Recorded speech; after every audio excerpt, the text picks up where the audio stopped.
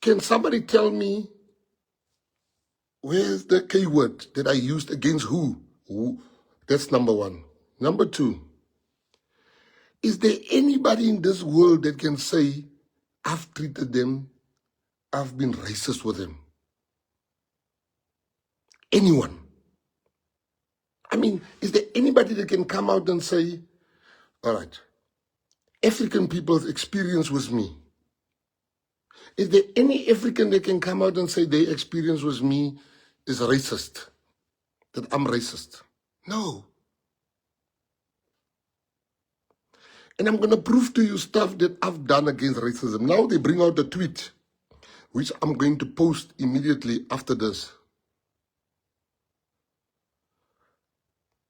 In this tweet, there's a person, let me just check the name. I have the name here and I've got a tweet here. There's a person here, I just want to get the correct name because people listen to these lives. All right, I found it. This person's account is called @Shakir_W.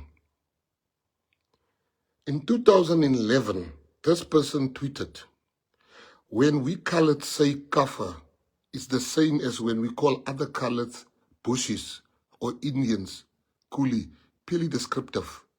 I answered and I said bullshit.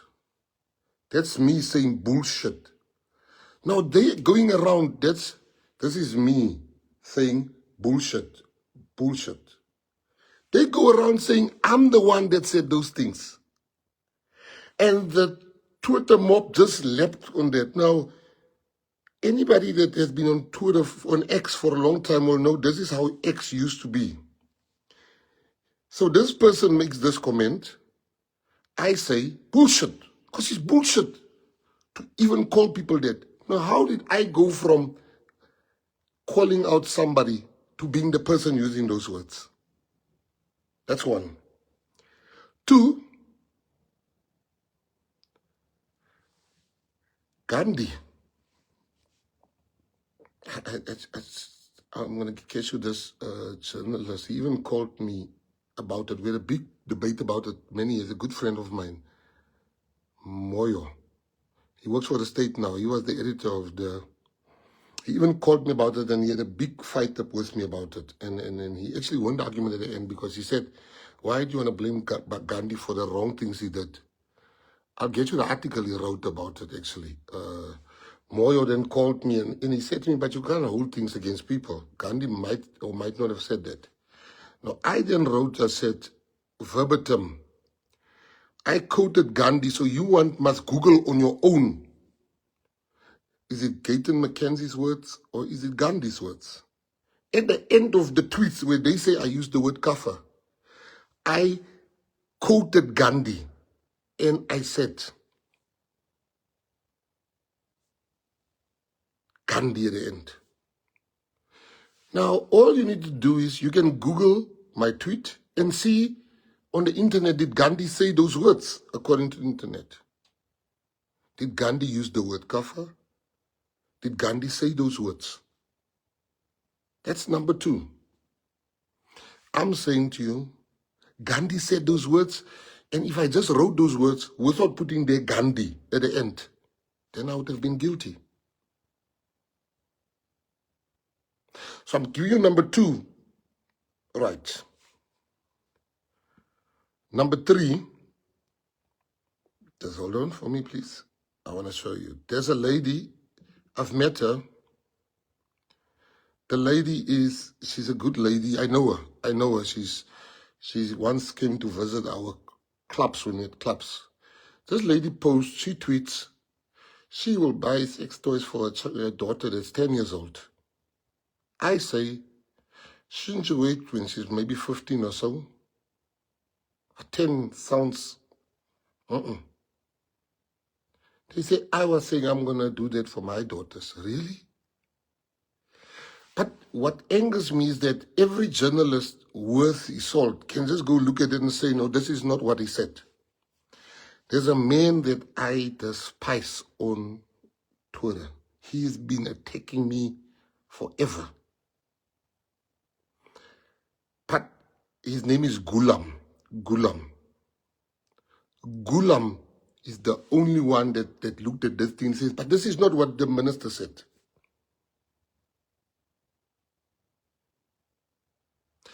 I was so shocked that Gulam is the one now saying, but this is not what the minister said. Gulam is saying, no guys, let's not do EFF mustn't come with stories. That's not what the minister said. Now I want to know, so I'm getting back to, I just want to deal with the tweets. They say, I said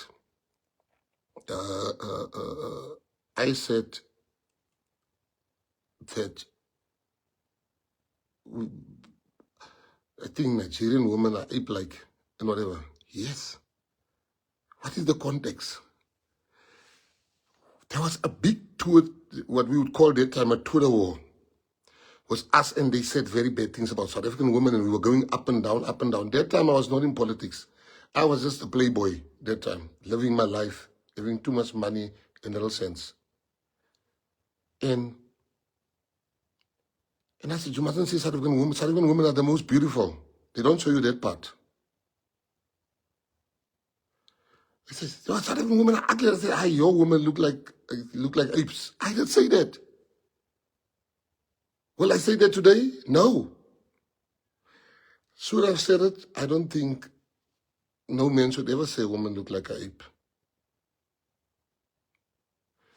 Am I proud of having said that? No, I'm not proud. I'll tell you a story. Like, this thing, there was a time when they would undermine, where South African women are being undermined by these foreign guys. And that was a tweet also. I'm not proud that I did say that. That's my tweet. I think it's 2009. Thank you, Bakang, that's the word. Let me tell you. And there was something like trolls. I was one of them. A troll used to say something to get a reaction from people those years.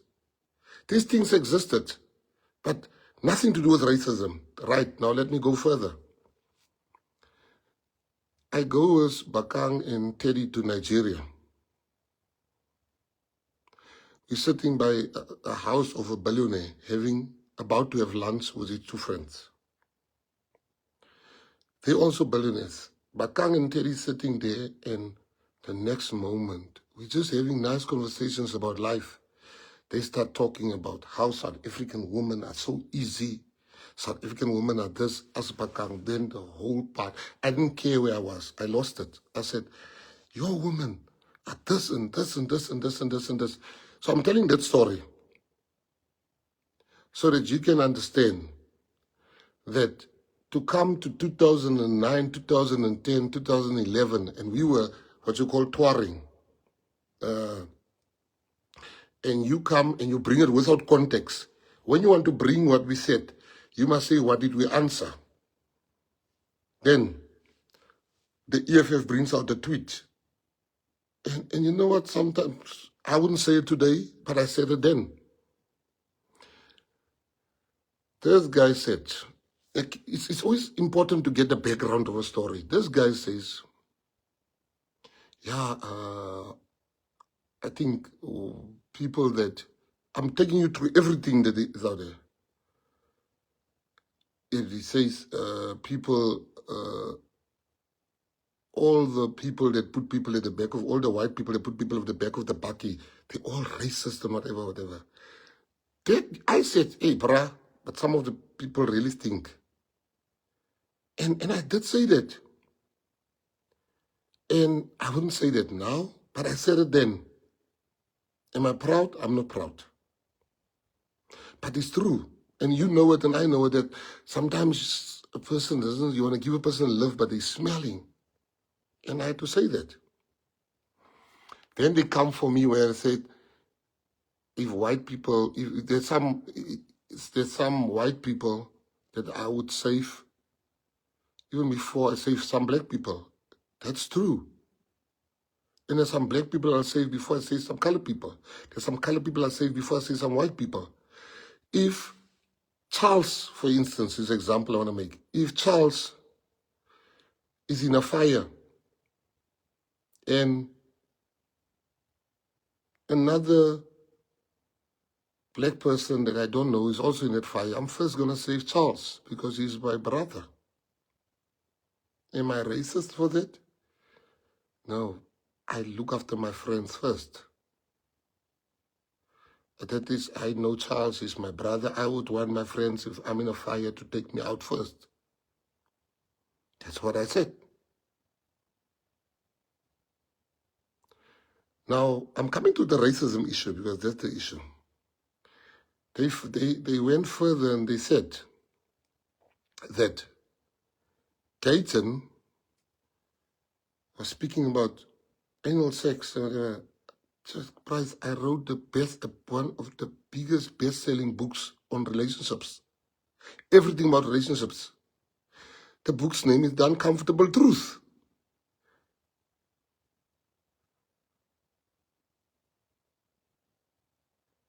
So when you write a book, you put lines that's in the book and you put it, and that's how we used to promote the books. They went further and they said that I said, I'm just trying to go through all the tweets that they said. They then went further. I want to answer. Charles says, you better save me, man, because I'm saving your ass over the white guy. Charles, don't make me laugh. I'm busy here. So, that because then I want to come to the issue of, I want to just deal with everything tonight. Let me go back to Kenny. We used to have a businesses together with Kenny. And you must Google this that I'm telling you. Then we had a big fight. Because I was doing schools. I was going around schools to warn children about crime. And Kenny was investing his money. He was about to invest his money into, they still call it a blue movie. Blue movies. I don't know. They used to call porn movies blue movies. This thing was even in the paper. We had a massive fight with DP to say, he said, we're going to be the biggest blue movie company. I said, I can't do that.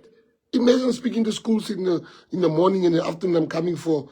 And he's like, no, let's just, you give me my money, you buy me out here because I'm going to invest my money into this blue movie company. It's the future. Porn is the future.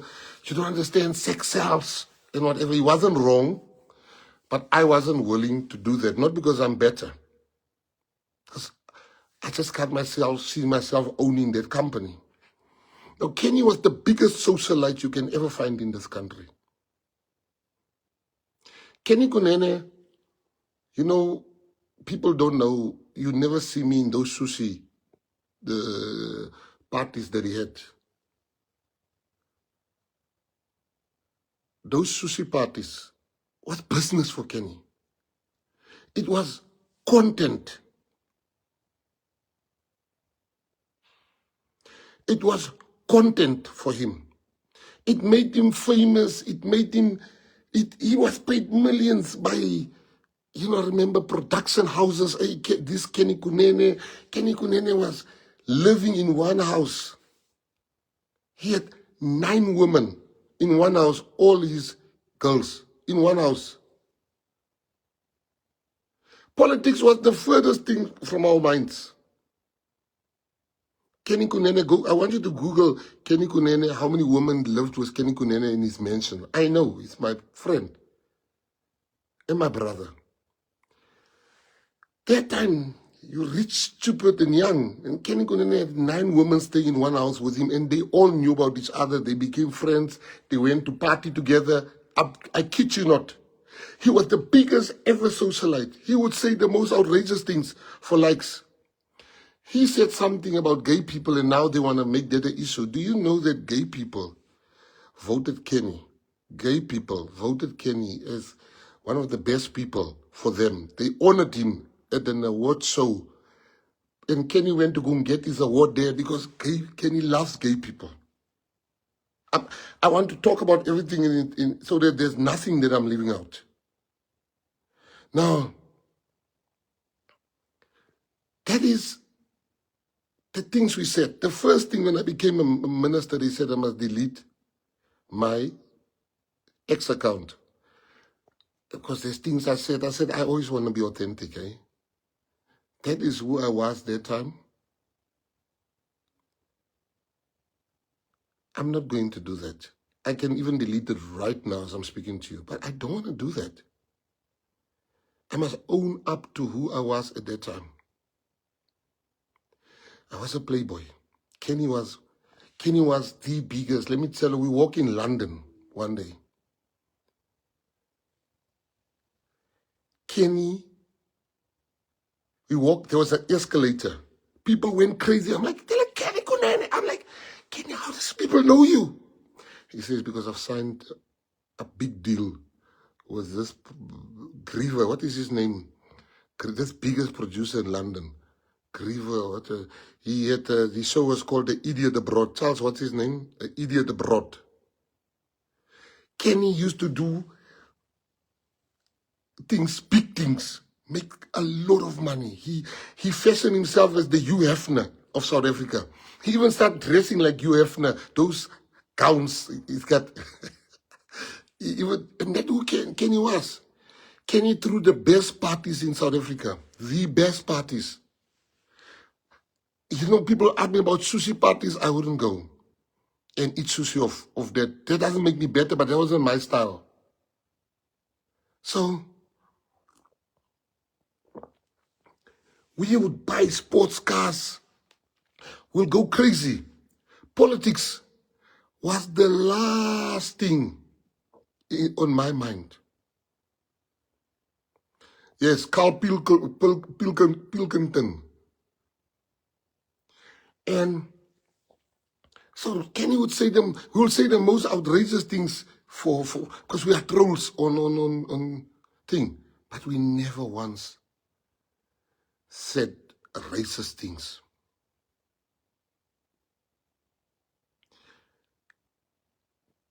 I cringe when I look at some of the things I used to say. I'm embarrassed. You know, one day, I don't know what I said, and then one bishop said, you guys are going to hell. And I said to the bishop, get fucked, bishop. Am I proud? I saw the tweet. I'm not proud. I look at some of these things and I'm like, did I really say this?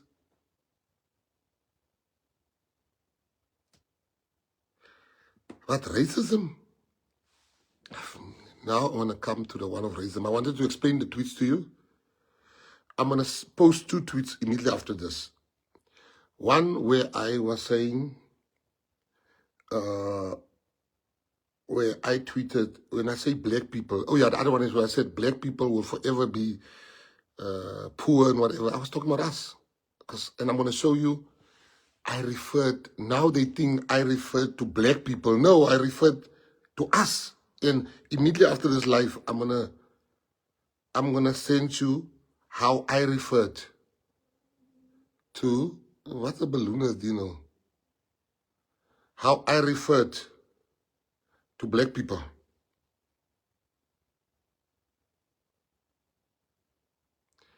I referred to black people as us, which I'm going to explain.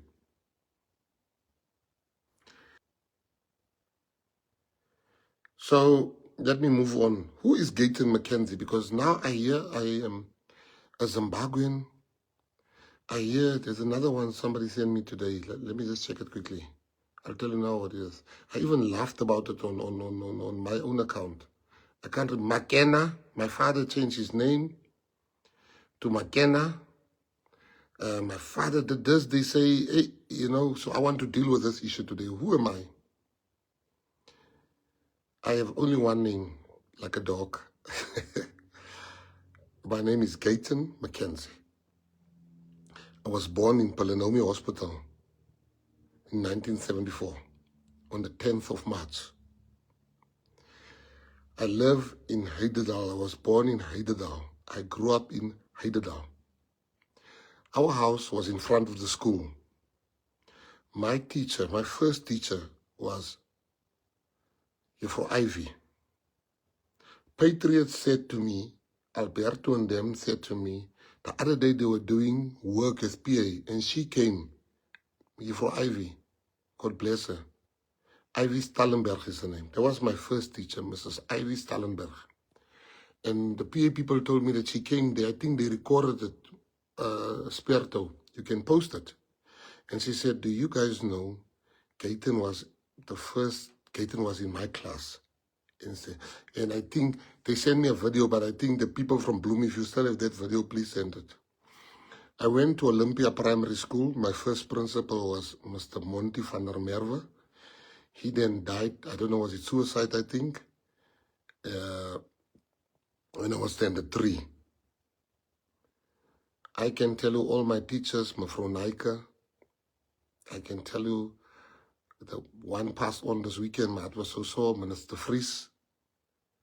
He passed on this weekend. I was supposed to have gone to his funeral, but I couldn't make it. Mr. Vries. And this was Olympia Primary School. At the age of, when I was finished with primary school, I went to Heatherdale Secondary School. Heatherdale was the school just opened. So we were the first students. In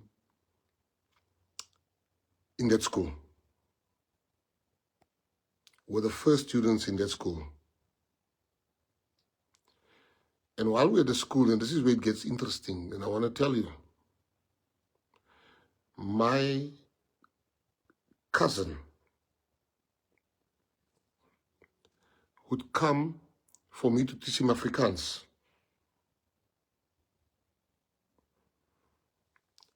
And my cousin would come from the township and to teach him Afrikaans. But my cousin didn't have textbooks. So I said, why don't you have textbooks? And he said to me that black people don't get textbooks for free in the township schools. I said, what? I then, as young as I was, arranged a march. I still have the pictures of me with my Mandela t-shirt. I arranged a march with some leaders, and we marched. The first time colored people in my area, we marched to the township in solidarity with the kids because we got free textbooks. We then said, we're not going to write exams. And I was leading that whole protest. Now the whole Hidedal is watching. Someone that's watching. Somebody can come out and say, you lie. I'm telling you, that's why I want to come out and be totally transparent. We have gone, we marched, the cops were looking for us, we were toy-toying. I remember we decided we're not going to write exams. And there's children, people that was with me in one class. And we said, we're not going to write exams. And I woke up one day, and my friend Dorian Campbell, I couldn't get hold of her. And Dorian is busy, busy writing exams, Dorian Campbell and them. Dorian is probably on this life. You know what I did? I then took this water thing, and I went and I sprayed with my friends. We sprayed water on the exam papers because we said we must stay in solidarity with the black people in the township.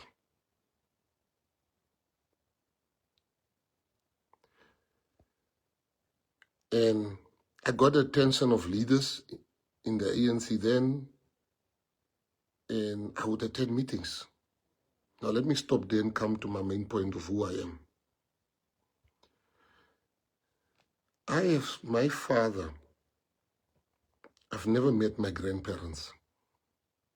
Never met them. I had one died 2 days after.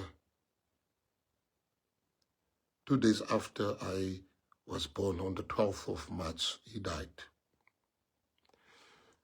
My father, I couldn't understand my father, his sister, why are they so white-skinned? And they said, and I was told no. And I had like China eyes with blue eyes. My eyes changed color. And I couldn't understand, why do I sometimes have blue eyes? What's wrong with my eyes? Why is my eyes like a China? And my father said to me, because your grandmother is Irish and your grandfather is Japanese. I'm like, huh? Do you have pictures? And he says, I have pictures. I still have those pictures today. My mother is a black Sotho woman. Now, I have never loved anybody until my kids arrived more than my mother. Never. I have never loved anybody more than my mother until my kids arrived. My mother is a black Sotho woman. 100% Sotho. My grandpa on her side is Sotho. My family on that side is Sotho. That's why I am fluent. Ke tseba bua Sesotho. Ke bua hantle. Ha ona ntseba ka Sesotho. Ntho ka buang ka Sesotho nka o mamela nka o jwetsa hore wa ntseba. Ke bua Sotho se paqameng. Ke tseba Sotho se paqameng. Ke bua from the home, hailale. Ke tseba bua Sotho hantle. My mom taught me. My family, my black family, African family taught me. On my father's side, we were speaking Afrikaans. I wrote my matric paper in Afrikaans.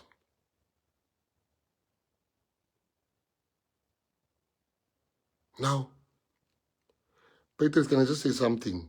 A lot of EFF people are on this live. It's deliberate. Ignore them. I'm talking to you. I could have gone and have a press conference. I could have gone and done this. All I'm going to do is release a statement tonight. But I wanted to speak to you because you're always defending me. So you must know who I am. I know you believe me. But I have to tell you, who am I? My teacher in Standard 5 was here from Niva. She's a PA member and her husband is a leader in the PA. Hoodrich Taylor. That's the Standard 5 teacher. That woman used to give me food and used to make us watch movies at the house, and she and her husband, Hoodrich Taylor, you're from Niva Taylor. My primary teacher,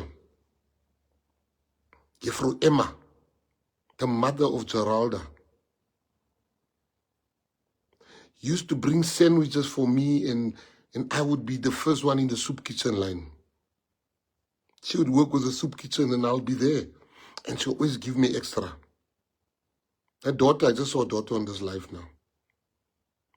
So why did I tell you all this long story now? To tell you the Zimbabwe thing. The Zimbabwe thing. My first time in Zimbabwe was when Kim, me, her mother, her father went to Zimbabwe in 1996. We went on holiday at Vic Falls at a place called, because Kim wanted to bungee jump so badly. I'm like, and that was the only place I think she wanted to bungee jump from. And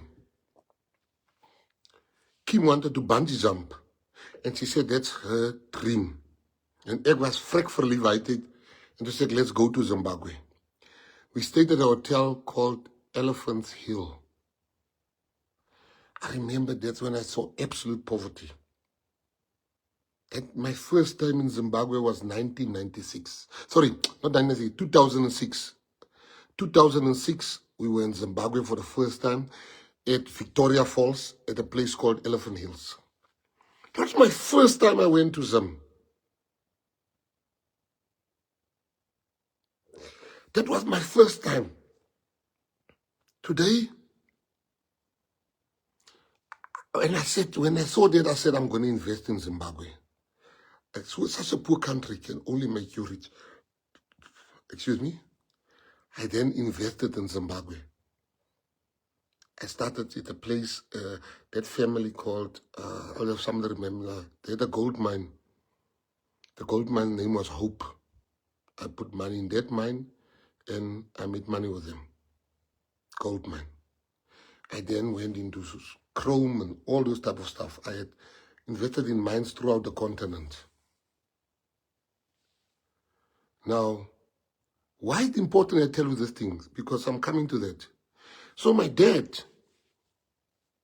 used to tell me, he made me believe I'm Irish.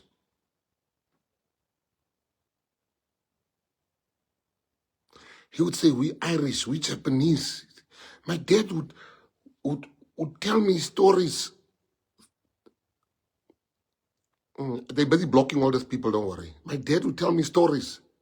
From my mom's side, weekends I will be with my cousins in the township. So I always saw myself as black. Growing up, staying in Hededal, talking Afrikaans, going to Afrikaans school. My sister Sotho was very bad. She didn't know Sotho like me because she was always sitting in the house. Sotho was always suspect. Even today, I think. Yeah. My uncle, I was with him last night at the football. Green eyes, white as the night. My father's younger brother, Palala. My auntie, Umahoho, looks like a white woman, as Donique. So, as a child, I grew up, and this is where it gets interesting, because the reason why I'm explaining that is because race is something that I've learned this week, South Africans don't understand. Now, for me to be using the K word and to be racist, are you saying that I hate my mother? Are you saying I hate, I'm even getting emotional. Are you saying I hate Marang because I'm a godfather to Marang? Are you saying that I hate my godchild? Are you saying I hate Kenny Kunene? Are you saying that I'm black, I'm colored, I'm mixed? I never knew who I was.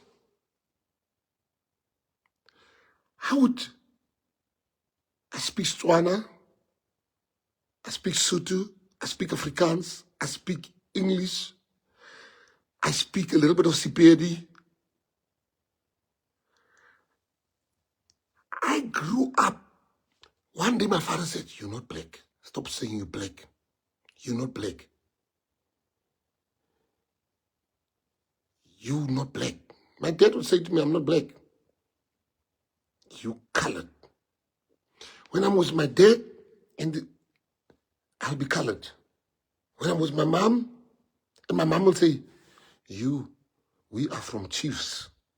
You have royal blood in you. We are from chiefs. Your father was a chief. She told me a story of her family, the Silibalos, that helped the king of Lesotho to win the war. I grew up with all these rich stories of who I am. I spoke Afrikaans all my life. Afrikaans is my first language. Sotho is my mother's language. I grew up with a white culture that my father instilled in me. Charles said something. We were at the... Charles, where were we where you said, oh my word, gee, I saw you. Charles, you can text here. We were somewhere, we were lots of Afrikaner guys, and you're like, gee, you fit in so nicely. I said, because I grew up with the culture of Boet and Sarki. Now, for some of you who don't understand, why am I telling you all of this? I'm telling you all of this so you can understand I'm not a Zimbabwean. I'm telling you all of this to tell you that who my primary teachers were, who my high school teachers were. I'm telling you all of that to tell you which hospital I was born at.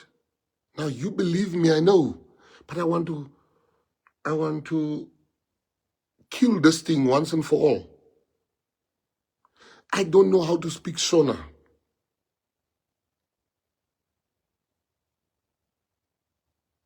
I don't know any language how to speak Shona. I grew up with that contradiction. Now let me go to the most important one. The mistake many Africans make, and the mistake many colors make, is the following. I want to first start with the K word. Now, being a colored is extremely, extremely complex. We sometimes, you don't understand, you've got a Dutch old, I've got pictures of my grandmother. I've got pictures of my grandfather. I've got pictures of my mother. Like, I love my mom, so it hurts me when people say I'm racist. If my mother is black, I'm black. I am black. I'm coming from a black woman. I come from mixed race father.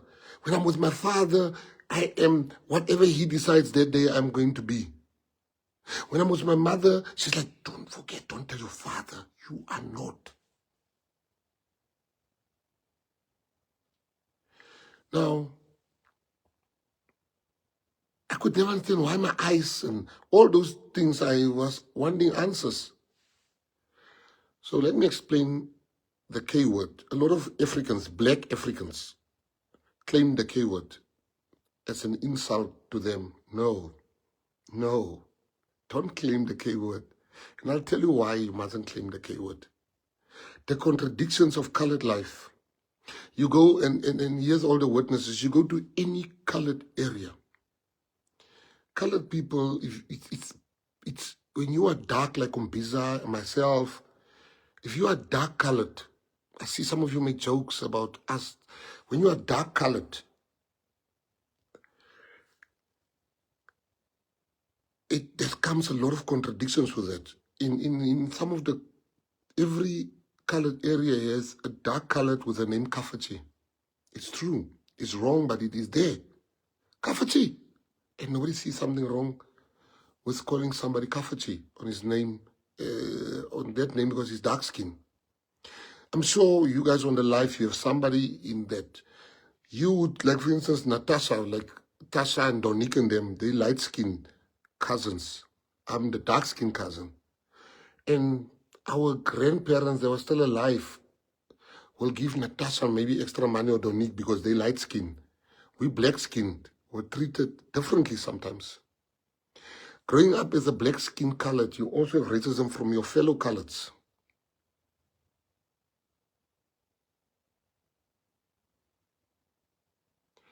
We had racism from our lesser. We had racism from, it's true, I'm from the dusty streets of Hyderabad. We had racism in, sometimes you will be hearing at school, Han, Chokafa, from a fellow colored. And you know that to be true. That's the contradictions of colored life. When you're dark-skinned colored, you will experience that word more from your fellow colored sometimes than what black people would experience from white people, because there's racist white people also, but they don't go to the township and call people the K word. But we lived where the K word was used by us. Colored people, truly, I'm telling you, there's some colored people that use the K word as a form of endearment. Come here, Kafachi. No, for real. It's the biggest, I could never understand that. And they wouldn't get angry. I mean, like last week we went to go see Donna. She injured the leg of the PA, Donita Stevens. So I went to surprise her with a visit. So as we come out of, so I've got a white driver, Afrikaner driver. And as I come out there and this guy comes up the street like, Minister, it's me, Kafachi. And The white driver nearly died, like, huh? And the colored ones were like, hey, Kafati, how are you? Now, I'm not saying that's wrong. I'm not saying that's right. I'm showing the contradictions of colored life. We used to have more racism as a dark skin colored from fellow coloreds and family. You'll be sent out at night, and the light skin one must told, no, you stay, it's dangerous outside. Katie, had ko brood. This is your family. Sending you for brood, for bread. While same age group, light skin one, would stay there. Now, I'm trying to show you the contradictions. When you make somebody angry at school and she cries, and you know, it's colored life is complicated. When you have hair, like my children's mom, they call her coolie mate. Coolie mate in a color, coolie mate. Most colors, Kim's name was coolie mate. And they would call her coolie mate. When you look like an Indian in the color community, like, hey, come here, coolie mate. And when you are white-skinned, light-skinned, they'll call you boera. Every community has a boera. Boera. When you're Indian, like, they call you coolie mate. Hey, coolie mate, which is the term derogatory. Hulle is besig met die goedes.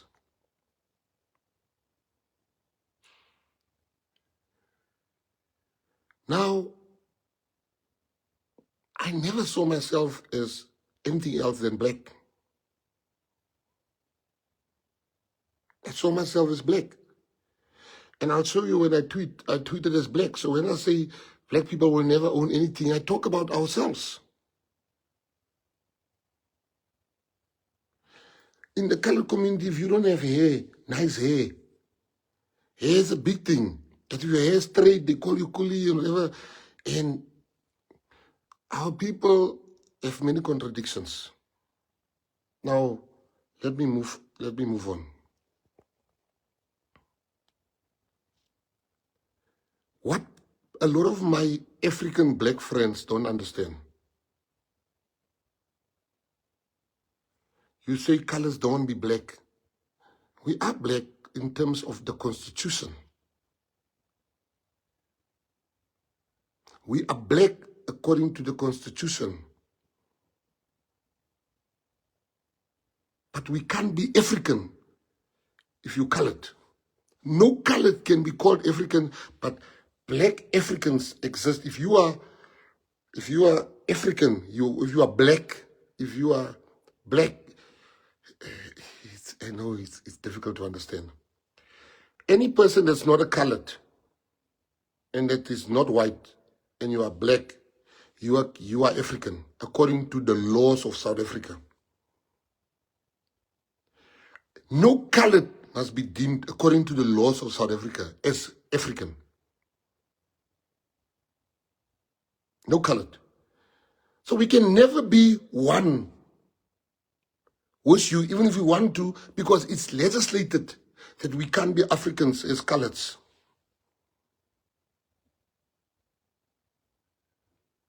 We are black. Indians are black, coloreds are black, but they're not African.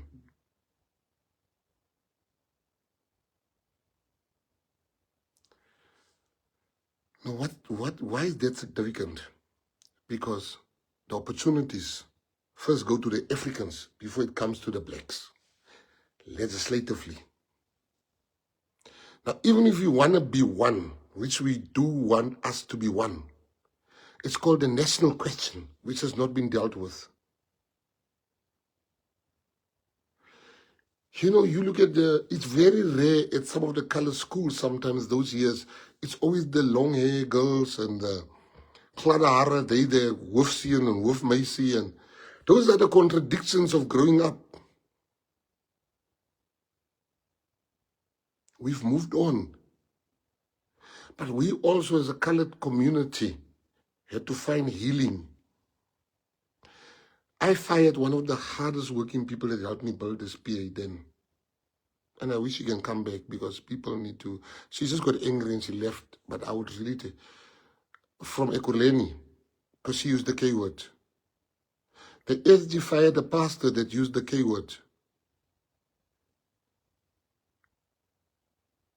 Now, how do I fire people for something I do myself?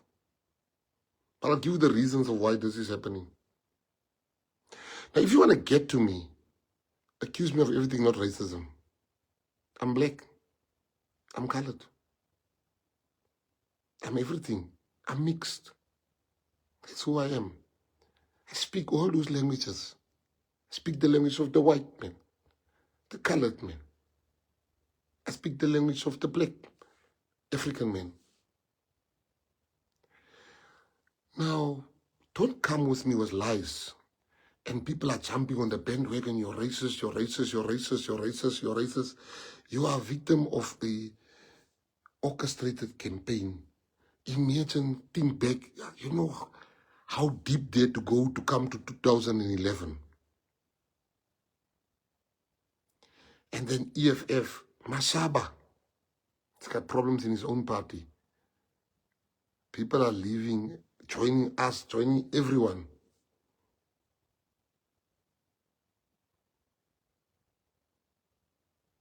In this country, the first opportunities goes to Africans before it comes to us. They must first eat, then we eat. That's the law. If a black child and a colored child and a white child go and look for a job, the black child is going to get preference, then the colored child, and then the white child.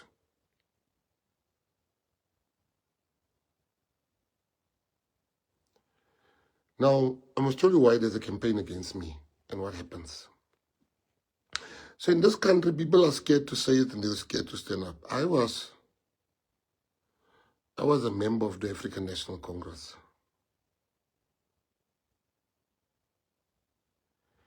And I always saw myself as one. I was never part of the DA or any party for that matter than the ANC. And when I realized the national question is not being addressed, because colored and black people are the same. They fought the same struggle. I always tell you, when they jailed Walter Sisulu, they jailed Neville Alexander. When the police killed Steve Biko, they killed Ashley Creel. When they killed Andrew Zondo, they killed Alton French. When they imprisoned Mandela, they also imprisoned Harry the Strandloper. When they hanged Solomon Mahlangu, they also hanged Rivers. When they, June 16, we had the Etlun massacre. That's our story. It is intertwined, it is together with black people. But when the opportunities came, colored people were put one side, and that is where the fight starts. The fight started there.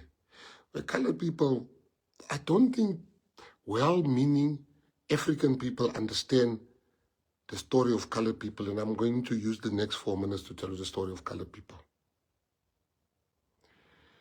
Every day, 15 colored people die.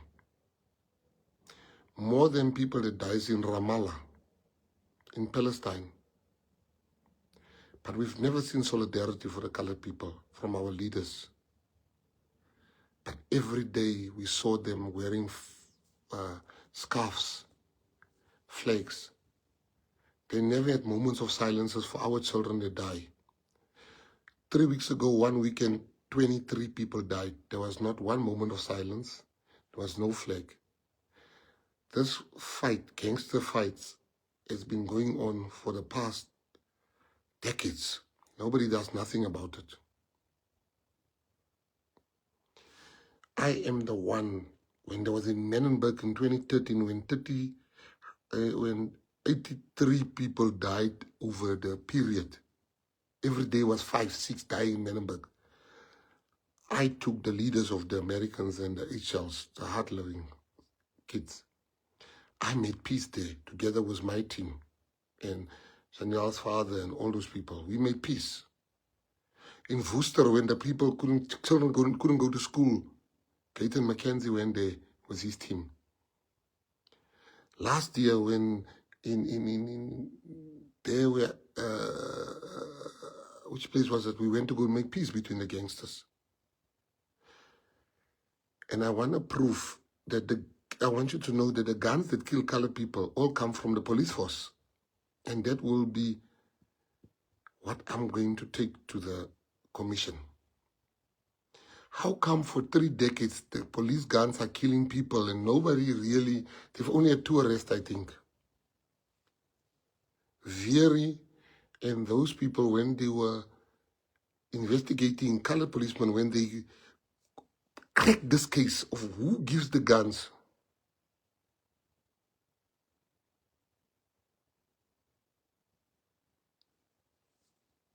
you know what happened?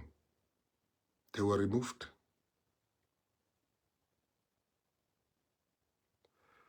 Colonel Kania was shot dead in front of his house because he was also making inroads.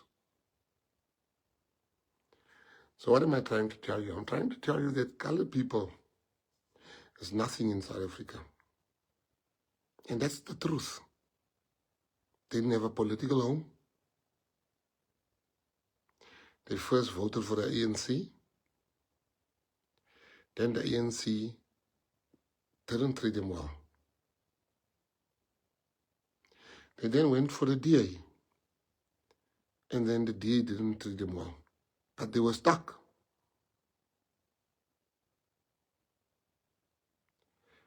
Gayton McKenzie comes up with Kenny Kunene and Charles Salier. We start the Patriotic Alliance, which instantly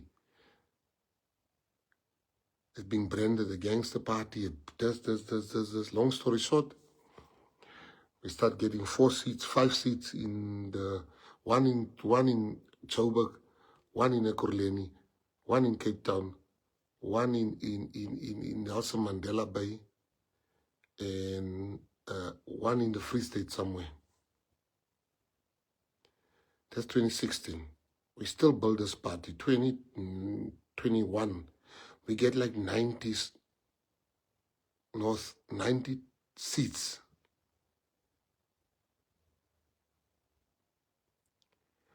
2024, we get 9 seats in Parliament.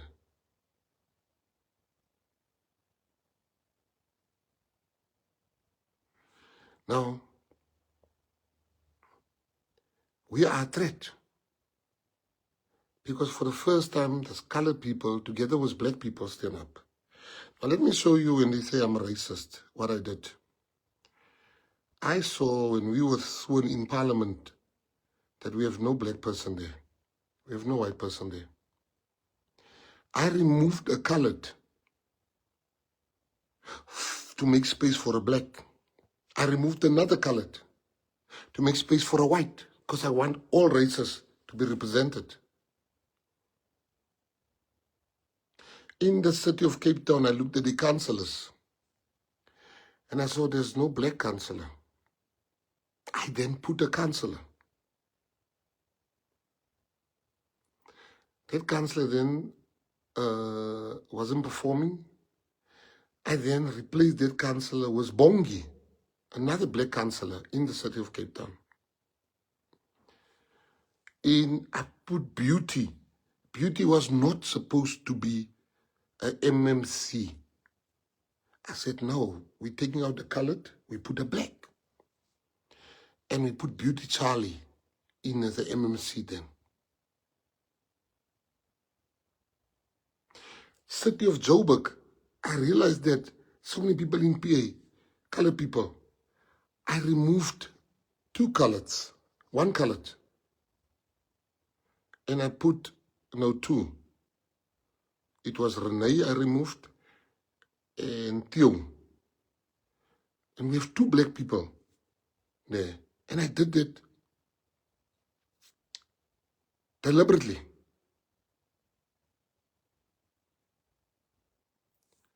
When we had to put a MMC, a MEC in Gauteng, I put a white guy there. Because representation matters to me. I was a racist when I grew up because I was like, why? My dad says we also part white, but why don't we live like white people?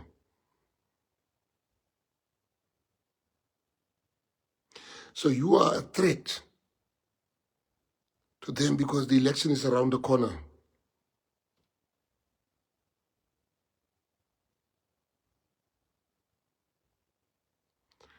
So anybody that can say, you say to this person, the K word, and whatever, I've explained that to you now. Come with me, I'm black, I'm colored, I'm mixed race. If I go to sit in, like yesterday, this morning, I was having breakfast at a quick meeting this morning in Bloem at stadium. It was 2 black people. We were talking Sotho the whole meeting.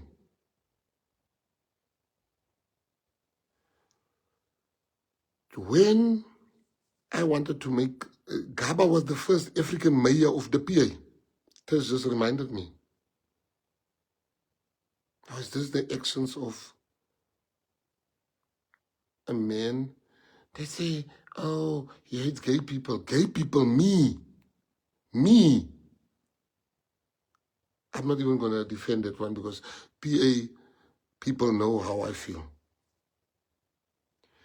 So I want to just say to everybody here,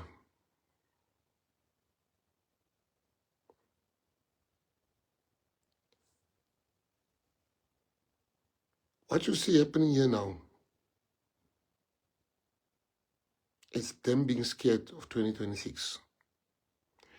But we are supposed to just be short. We're supposed to say nothing. We're supposed to not get opportunities. We're supposed to be happy with the fact that our children's CVs get thrown in the bin.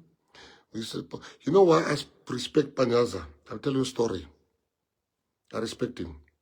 I went to the funeral of a guy I grew up with, and I haven't seen him for 20 years.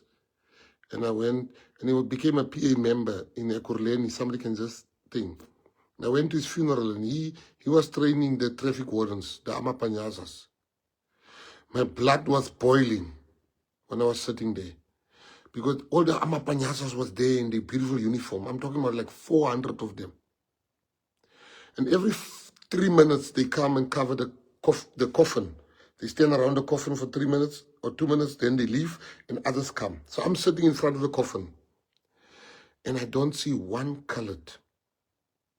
And I went haywire in my speech. People were there. I went, I said, this. Panyaza called me, says, you are right. We will fix this. And he did fix it. Pastor Marcus and them, Paul Jacobs and them, Pastor Paul Jacobs and them, they were helping people fill in forms, colored people.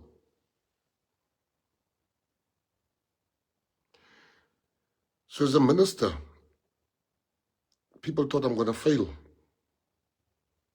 So there's a concerted effort to get me out.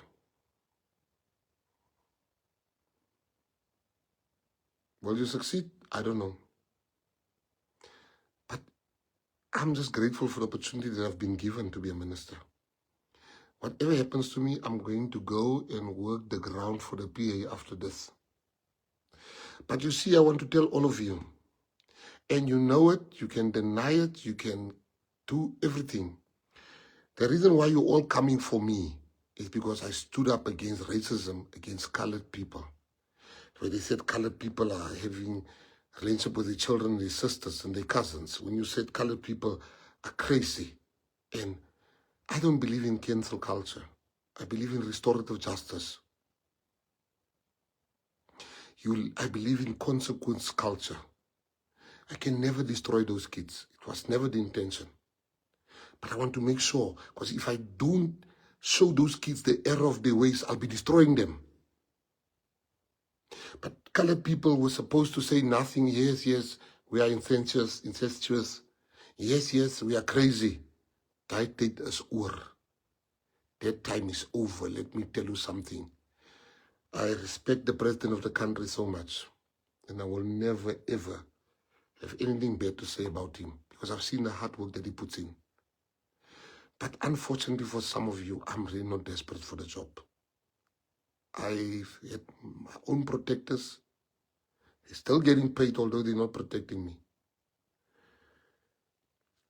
I've got cars, I can drive myself. These things are not phasing me of having a driver. I've had those things. Everybody knows that. I took this job because I want to deliver a service. So this campaign to get me out with stories and lies that I'm a racist,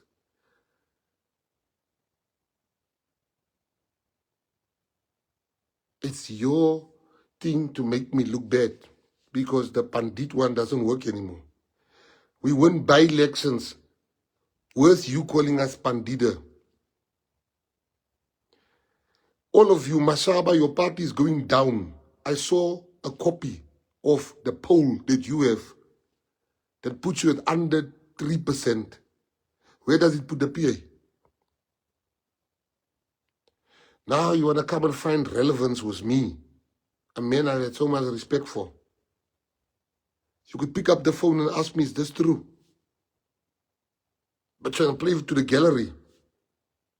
That's okay. I work hard for the people of South Africa.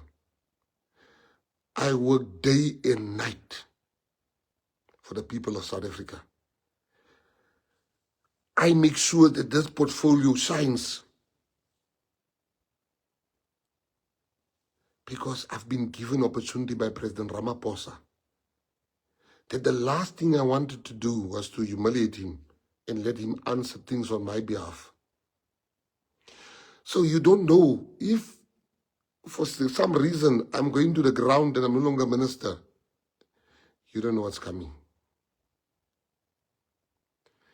So Yella Baiza, now let me tell you something loud and clear. That time when colored people are second-class citizens is over. It's over. That time when colored people's children's CVs are being thrown in the bin is over. That time when colored people are being told they're not white enough or black enough is over. We don't want to be treated better than black people because they are our brothers and sisters. We want to be treated equally. But ons ek baisa nie vir julle nie. Don't come with lies. A well-oiled machine.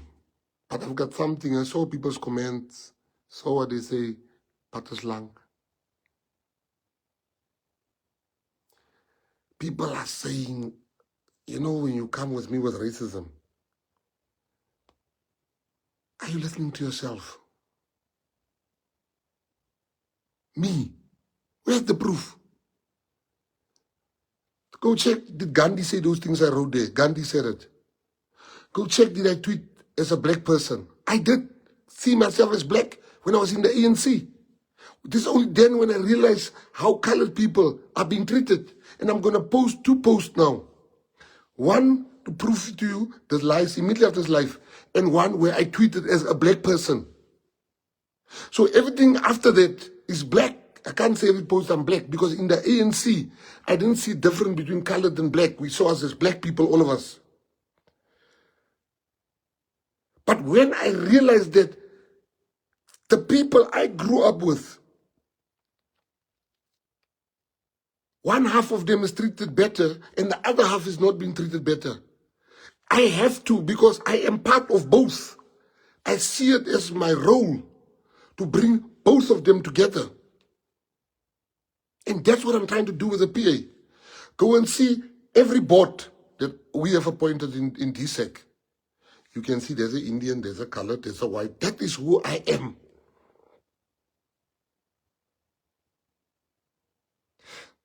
So Mashaba is now jumping on, trying to be relevant also with a Gayton name, because he sees the Gayton McKenzie name sells newspapers. It's Gayton, yeah, it's Mashaba, it's Malema. Malema can't have a press conference without speaking about us. Doesn't speak policies. He speaks gossip about Gayton. It's like he speaks about Gayton gossip. I don't know why have I become so important that people sell newspapers with my name. And those ones on Twitter, they think Twitter's everything. Twitter's not a ballot box. Now you come and say I'm racist and all those things. How can I have children with a black woman? Guys, imagine the Patriotic Alliance maak julle bang, and you must be scared. We took from the ANC in Sutherland. We took from the DA in Mossel Bay. The PA is the only party in the city of Joburg, other than the ANC and the DA, that is won an award. Not even Mashaba could win an award. PA is the only party in the city of Cape Town, outside the ANC and the DA, that won an award, Kensington. PA is the only party in Drakenstein, outside the ANC and the DA, that won an award. You have reason to be scared. Ons paisani. Ons paisani. Ons as van die PA. We are coming for 2026. We are contesting 4,400 wards. And the majority of the wards that we are going to contesting is considered black wards. Is that the actions of a racist party with a racist leader? You see, the whole world can turn against me. I'm used to that. But not Patriotic Alliance members. That's why I came here today to tell you. The media is full here. They can write whatever part they want to write. But the good journalists will say, let me go look at those tweets.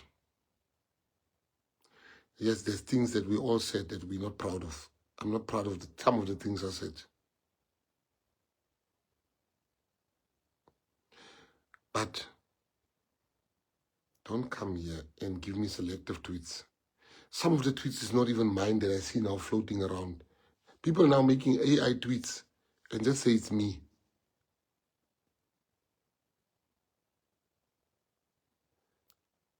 I'm not on my watch. I am going to fight for all people.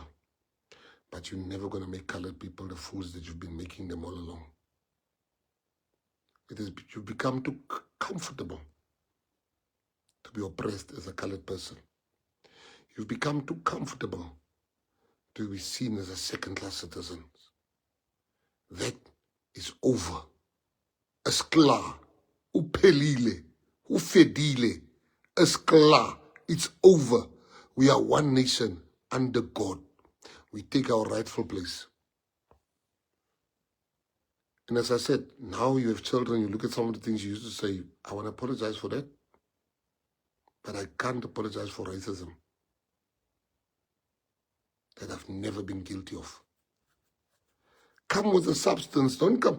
All those things I want Liam and these people that likes to research. Go see the things they say I tweeted. Did I tweet or did Gandhi say that? Oh, here's the last one I forgot. I despise the term black diamonds. Don't call me a black diamond. You're basically saying I'm better than other black people. I hate that. I tweeted to say, you are actually saying I'm a better K. I've never seen myself as a colored when I was in the ANC, because I never saw myself as black. I saw myself as both, because colored and black was ANC history. Same struggle, same people. So you can write all the nonsense you want to write. I'm just happy for one thing. They've reported me to the Human Rights Commission. They've reported me to the Ethics Committee. Now people can investigate. So I've decided I'm not going to resign. You guys are calling for me to resign. I'm not going to resign. I've got work to do for South Africa. I must unite the races. And they very strategic. They know social cohesion is part of our job.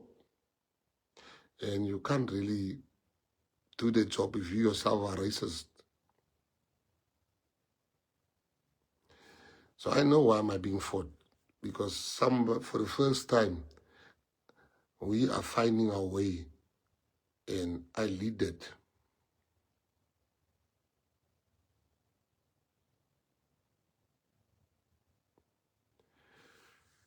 So I'm saying to you that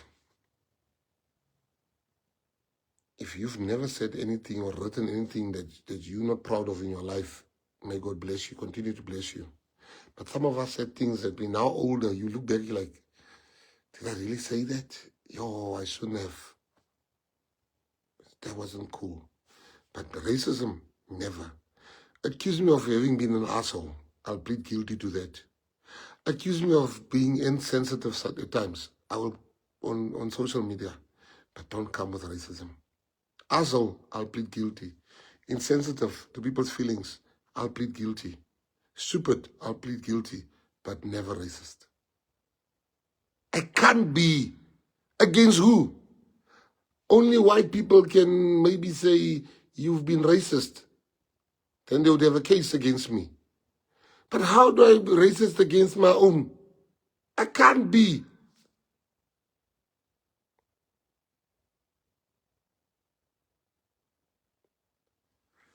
So, you don't know the color story and what we go through in our lives. So I don't want to be arrogant, but I want to say this today. You must know when you see a campaign against people. This is a campaign, but now we are going to work. So the investigation is done. So the investigation has been, the charge has been lodged. Let the investigation begin. But they don't want the investigation. They wanted to do a quick job with me. My eyes are Muslim. They don't want, now imagine a man removing colored people so that black people can come into city of Cape Town, into city of Joburg, into parliament. I did that as the leader of this party. I said, I'm not going to lead a party of only colored people. Never. I brought Lorato Matupa in. I brought Bongi in Cape Town. I took so many beauty in them.